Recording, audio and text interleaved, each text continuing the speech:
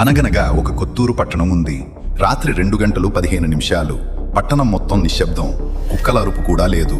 అప్పుడే ఒక ఇంటి తలుపు దగ్గర నుంచి నెమ్మదిగా శబ్దం. తుమ్ తుమ్ తుమ్ తుమ్ సహూర్. ఆ శబ్దం వినిపించిన ప్రతిసారి ఆ ఇంట్లో ఎవరో ఒకరు మరుసటి రోజు కనిపించరు. ఆ శబ్దానికి కారణం ఒక్కరే. తుమ్ తుమ్ తుమ్ తుమ్ సహూర్. సహూర్ చిన్నప్పటి నుంచి వింతగా ఉండేవాడు. రాత్రిళ్లు ఒంటరిగా మాట్లాడేవాడు. చీకట్లో నవ్వేవాడు. వాడి తల్లి చివరిసారి చనిపోతూ చెప్పింది, వాడి శబ్దం వినిపిస్తే తలుపు తీయకు. కాని ఎవ్వరూ వినలేదు. పట్టణంలో 5గురు మాయమయ్యారు. వాళ్ళందరికీ చివరిసారి వినిపించినది ఒక్కటే, తుమ్ తుమ్ తుమ్ తుమ్ సహూర్. పోలీసులు చివరకు సహూర్ ఇంటికి చేరారు. తలుపు తెరిచారు. లోపల చీకటి, గోడలపై గోళ్లతో గోకిన గీతలు. పైకప్పు నుంచి ఇంకా తడి రక్తం చుక్కలుగా పడుతోంది. ఫ్లోర్ మీద ఒక మొబైల్ ప్లే అవుతోంది. భయం మొదట శబ్దంగా వస్తుంది, తరువాత ఊపిరిగా మారుతుంది. అప్పుడే పోలీసుల వెనక తలుపు తానుగా మూసుకుంది.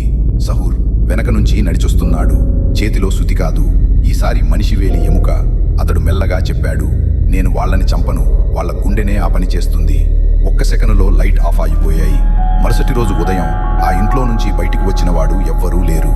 ఆ పోలీసులు ఏమీ అయ్యారో, ఏమీ జరుగుతుందో తెలుసుకోవాలి అని ఉంటే పార్ట్ 2 అని కామెంట్ చేసి, అలానే కంటెంట్ నచ్చితే ఒక్క లైక్, సబ్స్క్రైబ్ అండ్ ఫాలో చేసుకోండి ఫ్రెండ్స్.